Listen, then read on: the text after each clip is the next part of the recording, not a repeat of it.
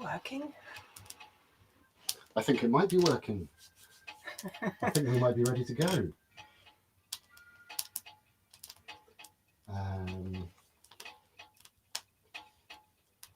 Facebook is the only thing.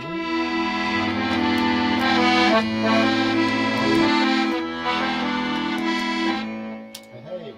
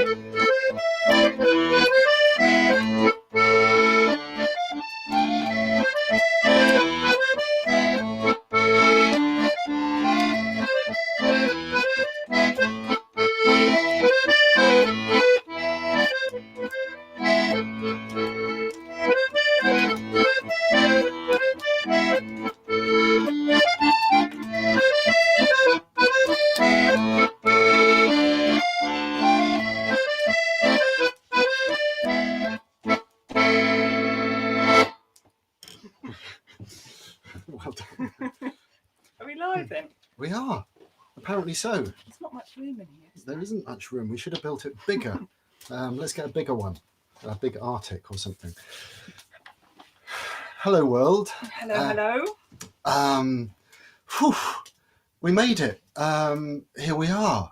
And I think that we're actually live on Vimeo and Facebook and YouTube all at the same time, which is very confusing. Do you feel discombobulated? Yeah, because we're actually in a truck, just the two of us with the fire burning and a massive camera and a load of wires in front of us, so it feels quite weird. It's not quite the open I'm not field used to doing this. full of lovely people and wood smoke.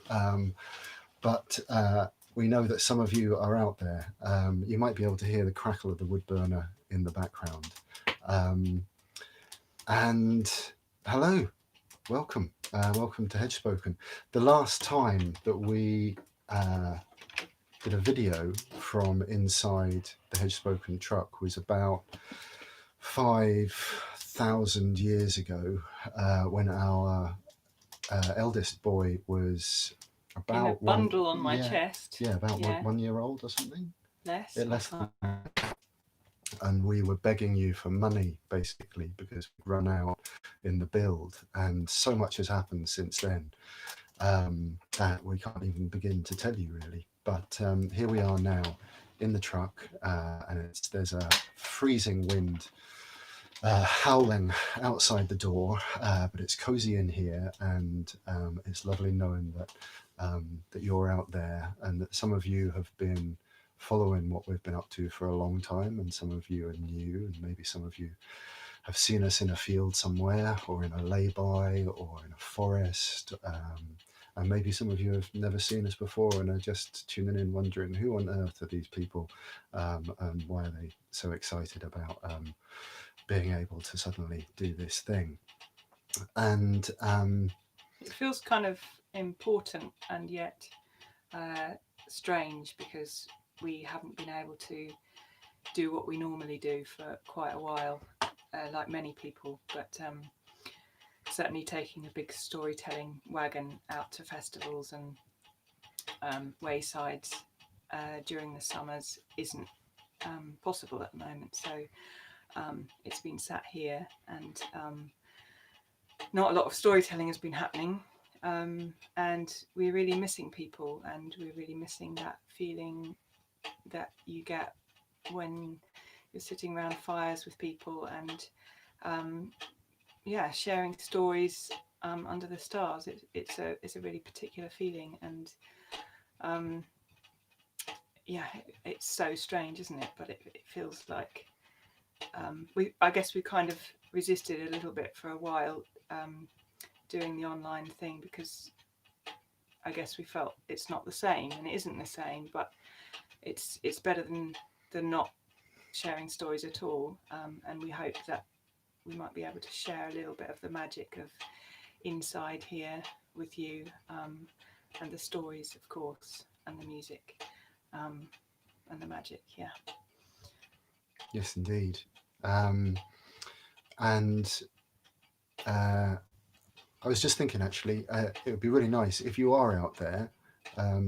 There are kind of chat things on all of the platforms. Maybe tell us where you're listening from, where you're watching from, and if there's a particular story you love that you would like to hear us tell at some point in the future. Put it in the chat, because now's your chance to get into our souls, and maybe that story will come out. But there's a little bit of a story about why we're here now, quite apart from the whole Hedgespoken story of this truck, which we lived in for a few years. We crowdfunded, and thanks to the generosity of a huge number of people, we built this home that's got a stage on the side that hopefully at some point later in the spring, or at some point in the year, we'll be able to put down, and we'll be able to do some shows to show you from there as well. But when COVID kind of started, we, like so many other people in similar positions, fell through all the gaps in any kind of government funding to support us. But we were fortunate enough to get some Arts Council of England funding to run some workshops, which I ran last year, teaching storytelling, and a slightly longer course, and to buy some very fancy kit, which I'm now staring at, so that we could make some films. And part of the kind of remit of what we're doing and what this whole chunk of work has been about is really trying to highlight the stories and skills of travelling people from all kinds of traditions, whether it's Romany or Scottish travellers or refugees or nomadic folk. So the reason we're here tonight really is to announce this this next phase of that whole project, which is Hedgespoken Picturehouse. And we thought about making some really funky, beautiful films to then upload that people could watch, and would be beautiful tellings of what we do. And then over the last few months, we've been trying to think about how this can be done in a way which is kind of true to the spirit of Hedgespoken, because we're live performers. This is what we live for. We're not actors. We're not filmmakers. And one of the very difficult things about doing storytelling in this kind of way is trying to really convey some of the magic and some of the kind of community weaving that storytelling is all about, because the kind of storytelling that we do is for all ages and all comers. Everyone, we hope, gets something from our stories. It's not an exclusive club that you have to have special knowledge or special kind of interest about, because really everyone loves stories. And so this season of Hedgespoken Picturehouse is our attempt really to start that process, and I hope that it's something that will carry on for a long time, because I think it has real potential to do something good and carry some old magic in it. And it's going to be a learning curve. I mean, we're frankly completely amazed that everything is working. I'm quite a geek, and I've done the best I can, but we're swimming in new waters here. So I'm delighted that it's working. I'll tell you what's really nice about this, which it probably wouldn't have come about if it hadn't been for COVID, is that we get to share what we do with lots of people who support us, who aren't in the same country, and who may never actually see us performing live. So that hello to everyone, wherever you are, and like Tom said, do say hello in the comments on the various places, because this truck is old. It's from 1966, and its top speed is what? Depends whether we're going downhill or not. It's not very much anyway. About 40 miles an hour, really. And so it's going to take a very long time to get to any faraway places that happen to be beyond Devon, really. So it's really nice to be sharing what we're doing with you. And thanks to the Arts Council, we've got some funky kit that we're still very much beginners with. But hello. So tonight, this is really just the kind of preamble for Hedgespoken Picturehouse. I am going to tell a little story later on, but we are also going to give you the menu. So the idea is that every Thursday for the next 6 weeks, and maybe carrying on after that, we are going to bring you a story at 8 o'clock. And some of the stories are old favourites. I see there in the chat. All I can see is the Vimeo chat, but I see that the Castle of Melvales is a favourite, and that's one I was telling over the weekend in a couple of places. Well, exactly sitting here really, but streamed to a couple of different places, other places far away. And we'll be telling that one because it's a humdinger of a tale and a real favourite to tell. Can you remember any of the other ones we're going to do? There's one called The Seer. I remember that because I have done a painting of it already. It's beautiful. Which is quite involved. It's We're really not going to show you yet. No, the painting. It's an interesting story as well, because it's so like other stories in little parts of it and yet unlike them as well. Totally. That's a Romany story from Bukovina, which is kind of Romania, Ukraine. Romania, Hungary, sort of Carpathian Mountain region. Someone might give us even more detailed specific geography about Bukovina. And the Castle of Melvales is a Welsh Romany story. We'll be doing that one. Can you remember any of the others? No, but they're written on a piece of paper on the floor. I can remember them. I was just testing you. So there's... You're the storyteller. What else have we got? There's one called Jack and the Three Golden Hares, which is a Scottish traveller story. Our version of that. It's a story told by the amazing Scottish traveller storyteller Duncan Williamson. And so that's another fantastic tale we've got for you.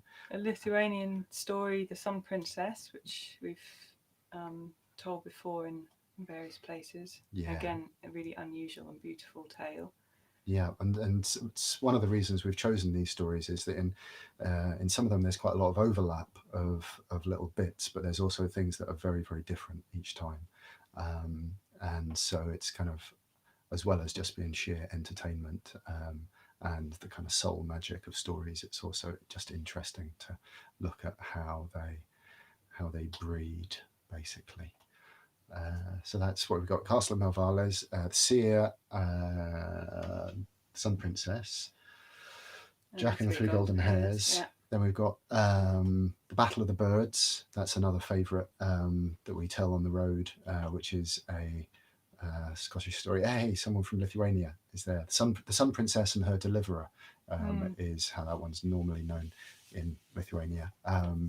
But the Battle of the Birds is an amazing story that was collected in a book called Popular Tales of the West Highlands, and it has kind of cousins or siblings almost all over the world. It's absolutely amazing where it crops up. From East Asia to Tim was telling us about a Guatemalan version, which is really interesting. I think Martin Prechtel introduced to him. And the last one, is there a last one or is that 6?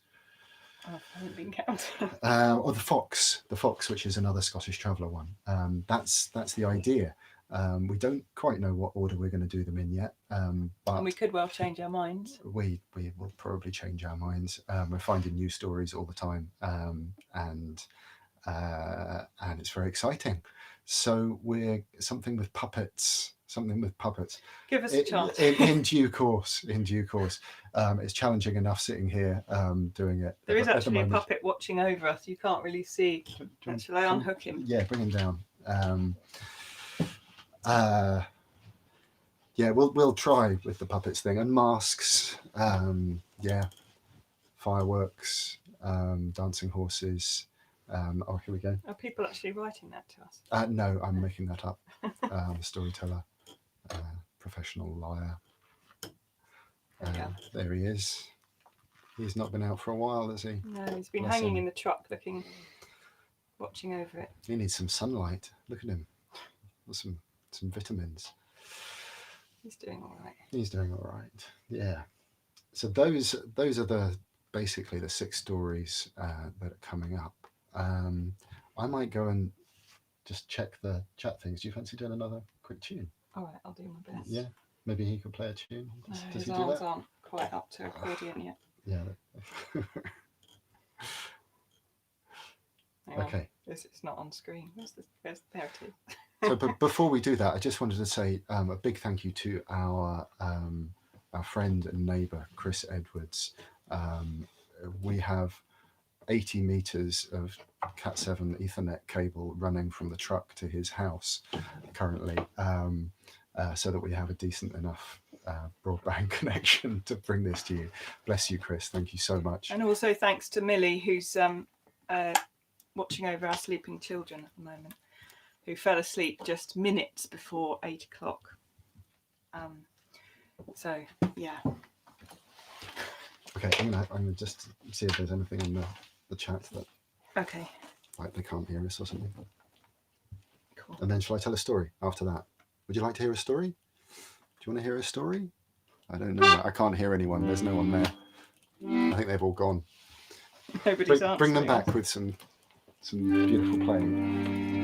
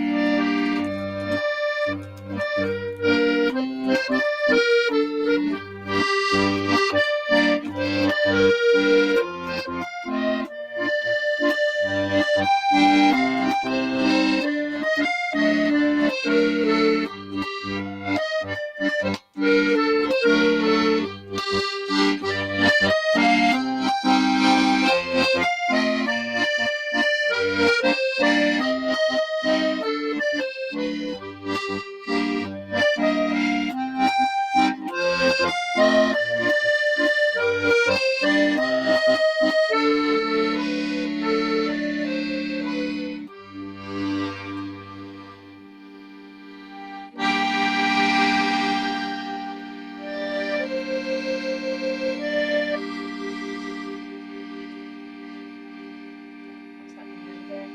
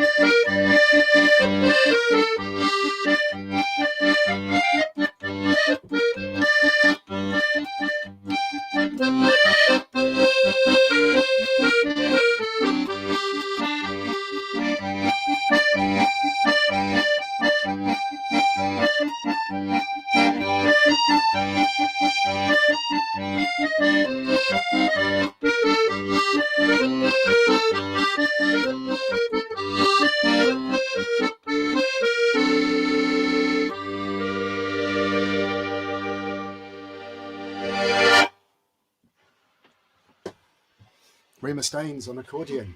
I keep making mistakes. I'm nervous. Oh, we're both so rusty, eh? It's lovely to hear you play again. So a few of you have been saying that you'd like to hear a story, but it's a paltry few, really, considering the number of people who are there in the world. So I'm going to ask you again, would you like to hear a story? Yeah, there's someone out there. Yeah. They would like. Do you think they'd like to hear a story? Go Just a on, little go one. on. I want to see some capitals and some spoil them. emojis. I know. Maybe I won't bother. We could probably keep this short and sweet, shouldn't we? Yeah. Yeah. Okay. Well, yeah, it's not looking like there's any great enthusiasm for the story. So, which is probably for the best, really. Oh. That's the hornet. There's a hornet in here which Yeah. sleeps, and every time we light the fire, it warms up and it thinks it's springtime. The hornet wants to hear a story. That's good enough for me. Shall I tell? Yeah. The hornet better stay over there, though. That's all I can say. So a week ago or so, and it may have been a week ago, it may have been a month ago. It's getting hard to tell, not only with lockdown. In case you're outside the UK, we're in lockdown here on Plague Island. But it's also February, and February certainly for me is the murkiest of all months, and has an inherent irony in being the shortest month, but also being the longest by far, that goes on forever. The hornet's quite active, but it's all right. It's beautiful. So yeah, anyway, maybe a week ago, maybe a couple of weeks ago, it was the Sami National Day, Sami being the indigenous people of kind of northern Scandinavia. And like many storytellers that I know, I have a real soft spot for Sami stories and Sami culture, for many reasons, partly because it's kind of one of the few kind of indigenous peoples or traditions of Europe that's kind of still vibrant and really retaining its own culture and stories, but also because they're just really good stories. And I'm going to share a very, very short one with you tonight that you may have heard me tell before. I think I told it on Sharon Blackie's podcast a little while ago. I can't remember. And it's called the Clay Man and the Golden Haired. They're starting to merge. The golden antlered reindeer, and some say it's a reindeer and some say it's an elk, but tonight it's a reindeer. And actually talking about elks just gets too confusing because in every single country that means a different thing. So it's the Clay Man and the golden antlered reindeer, and it goes a bit like this. It was the season when the water dies. It was the season when the water dies. And an old man and an old woman who lived in a little tent by the seashore were struggling hard, trying to find fish, trying to find food, foraging in the woods nearby. And times were real rough for them. They were getting thinner and thinner, nothing really but bags of bones dragging themselves through the days. And one day, the old woman's out. And when she comes home, her husband is standing there. I hope you can hear the buzzing of that hornet. The old man is standing by the flap of the tent, and he's grinning from ear to ear.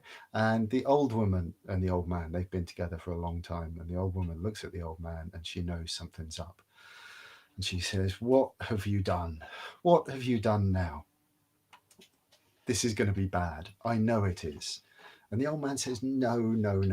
This isn't one of my usual harebrained schemes or terrible ideas that leads to all kinds of trouble. No. I have done something truly magnificent. You're really going to like it. Come on in." And so the two of them go into the tent, and there on the other side of the tent, there is something large and looming, covered with a piece of sack. And the old man goes over and very proudly pulls the sack off this looming thing and reveals his masterpiece. The old woman looks across the tent and she sees a man made entirely of clay. And she says to the old man, "What have you done? This really is going to be trouble." The old man says, no, no, no, it's going to be fantastic. The clay man is going to work for us and do all the things that we need him to do. He's going to be a perfect companion. Life is pretty lonely in this tent, and he can fish and he can forage and he can hunt. He's really just kind of the perfect thing for our lives.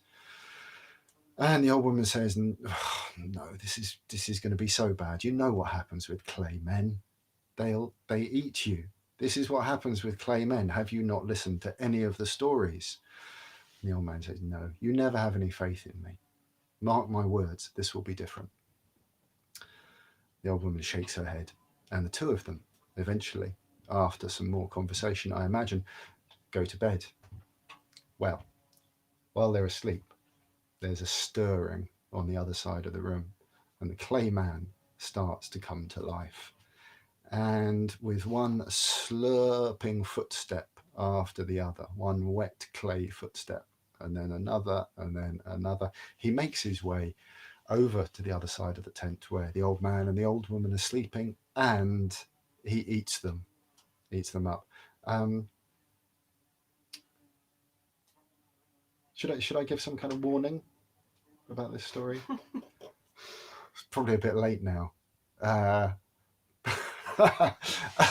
He eats them, and remind me to come back to this though. How our stories are. Mm-hmm. Yeah. The clay man eats the old man and the old woman. Nom, nom, nom, nom, nom, nom, nom. He goes, and there they are. They're gobbled up, all clothes and skin and bones, and there they are gone.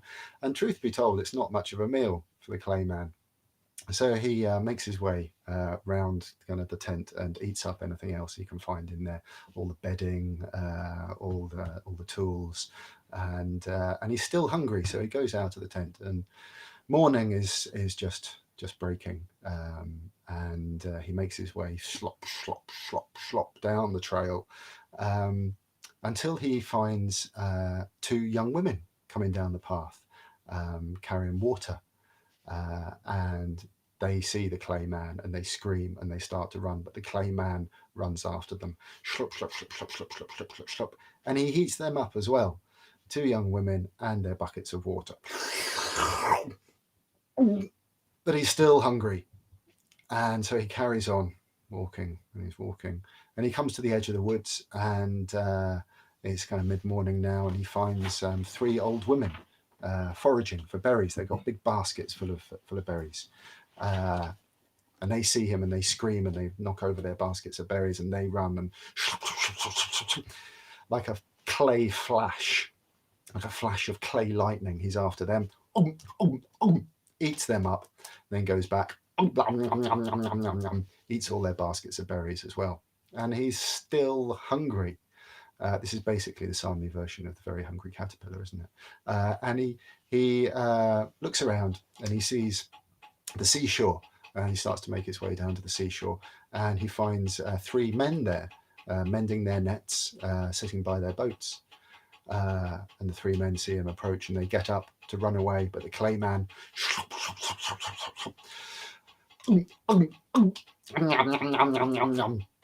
eats them up as well, eats their nets and eats their boats, and he's still hungry, and he makes his way along the shore, and he comes across a couple of guys who are chopping up firewood. He eats them, eats their axes, eats all the firewood, and he's still hungry. His appetite is insatiable, but he carries on until he comes along the shore, and he comes to a hill. And standing on the top of the hill, there's a reindeer. And the clay man looks up at the reindeer on top of the hill with its fine spread of antlers. And he thinks, that's just the snack I need, insofar as he thinks those kind of thoughts. And the reindeer looks down at the clay man, and the clay man calls up, I'm going to eat you up. And the reindeer says, is that so? Well, you could either come up here and eat me all up, or I could save you the bother of the climb, and I could run down the hill and jump into your mouth You've got quite a big mouth, not to put too fine a point on it, and I'm sure that I could just jump straight into your mouth and down into your belly, and that would save you all the trouble of chewing even. And the clay man says, that's a very good idea, that's very considerate of you, thank you very much. And so he crouches down at the bottom of the hill, opens up his huge clay mouth,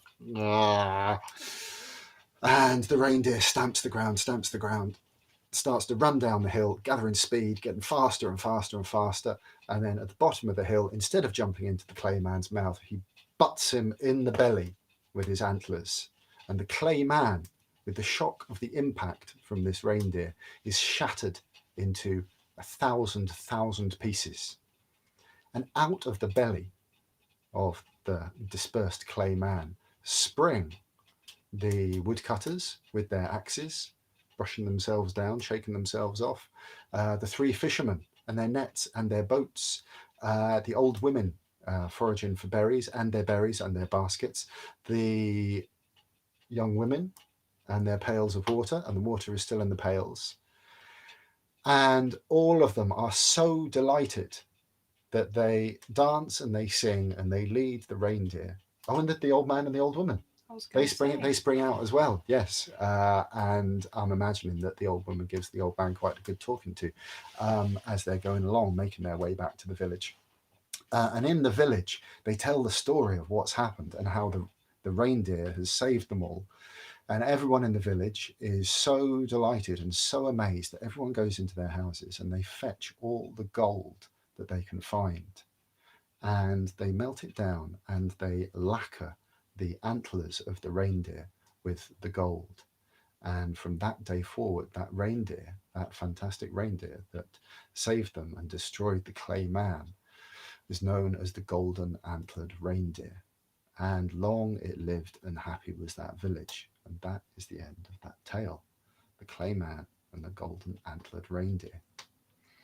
Now, I tell you that story partly because it reminds me of all sorts of other stories that I heard as a kid.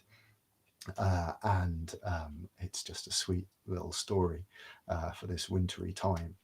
But also just there's an interesting thing, a little bit of legend I want to share with you. And it's a Sami myth, which says that, what's his name? I've got it written down here. I can never, ever remember his name. There's a thunder god, a Sami thunder god who has a hammer, and his name is Diemes. Forgive my pronunciation if anyone knows better. And he controls all the storms of the Sami world, and he has a rainbow in one hand and a lightning throwing bow in the other. Yeah, and he spends his time chasing a golden antlered reindeer with a black head, a white body, burning eyes, and a silver coat across the sky. And he will eventually catch the reindeer, but he has not caught it yet, though he's been chasing it since for time immemorial. But he's already hit it with his first arrow. Yeah, and the first arrow has caused the world to suffer widening deserts, barren oceans, and a lack of rain. The second arrow will begin to boil the mountains and melt the northern ices. Is this sounding familiar at all? Sound familiar to you? When Diemes finally gets close enough to stab Meandes Pira, which is the name of the golden antlered reindeer, our world will come to an end. So the question I leave you with at the ending of this story is, how close do you think Diemes is to that golden antlered reindeer? How many arrows has he fired, and is he close enough yet to stab him with his spear? I do hope not. Now, I can't vouch for that legend and its truthfulness, but it certainly had some resonance with me when I first heard it. And so I share it with you tonight. Thank you for listening to the Clay Man and the Golden Antlered Reindeer. nice to share a story. Yeah. Nice to share a story with some music and the fire and all these lovely people out there. Just have to imagine the fire's in the middle of us and that all the faces are around in a circle. Yeah, yeah. We have the capacity to add cameras, and maybe another time we'll give you a little bit of a tour, perhaps, of the truck. I have to tidy up all the wires first. Yeah, yeah. And what else do we have to say tonight? Not a lot, I think. We'll leave you, I think, with that little story and the menu that we've presented. But I did also actually wanted to say the courses. So I was running these one-off storytelling workshops and longer course, which finished in December. I'm going to be starting those up again at the end of March. If you want to get first news of those or anything that we might be doing, then go to hedgespoken.org and sign up for the newsletter. We also put news out on Facebook and Instagram and Twitter sometimes, but the newsletter is really where you want to be to get that kind of thing. What else? The stories are going to be free, aren't they? Yes. Yeah. Because we received Arts Council funding for this, so we're offering them to you for free. And we were also thinking that we might have a kind of donation button at the end and raise some money for charities, which we haven't chosen yet, but one's supporting Romanian traveller peoples particularly, but also possibly storytelling within kind of migrant and refugee peoples as well. Possibly if anyone has any suggestions of organisations that you think the donation hat might support, particularly travelling migrant peoples, write them in all the comments. Yeah, absolutely. But everyone's free to watch. And they'll stay up once we've done the live broadcast. They'll be on Vimeo and Facebook and YouTube forever and ever and ever and ever. And the workshops and the courses. Hedgespoken Press is still ticking away. I know that's the slightly separate arm of what we do, but if you're here for the first time and you haven't come across what we do, as well as running this travelling storytelling theatre in a vintage truck,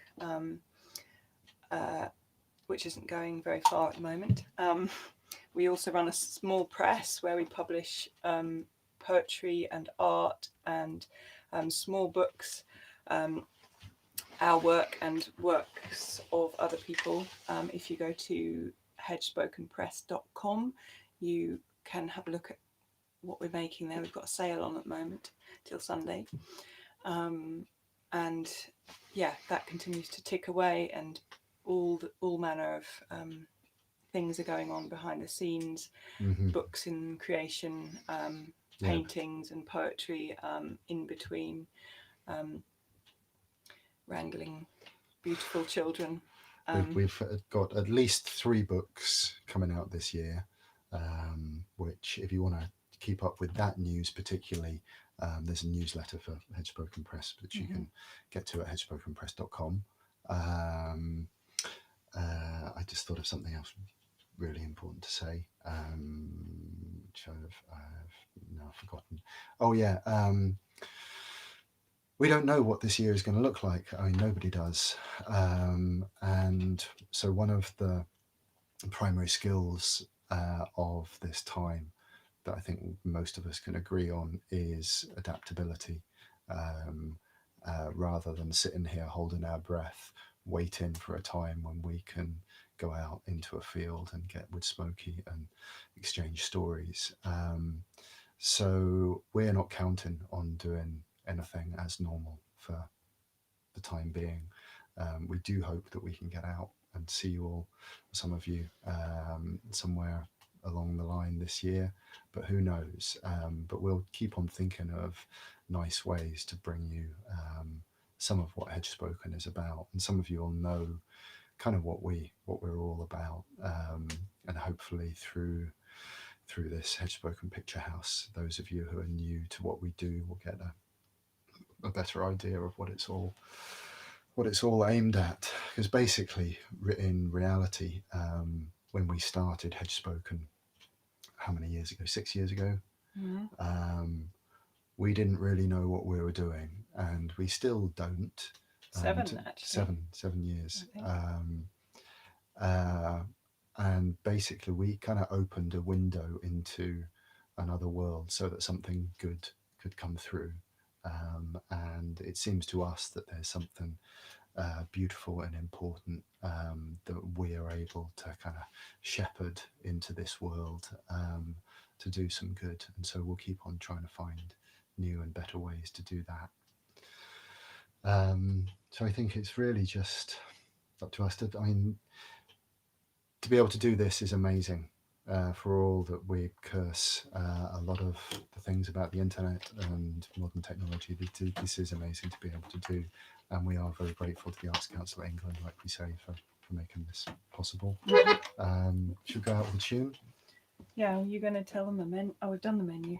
We've done the menu. Well, we've got Castle of Melvales. Be a bit more on it next week. Battle maybe. of the Birds, the Seer, the Fox, Jack and the Three Golden Hares, and the Sun Princess. Those are the first 6 as far as we know. I shall bid you good night. Bless you all. Keep well. Look after each other. Don't let the darkness grind you down. And we'll go out with a tune from Luna. Bless you all. Lots of love. Thank you so much.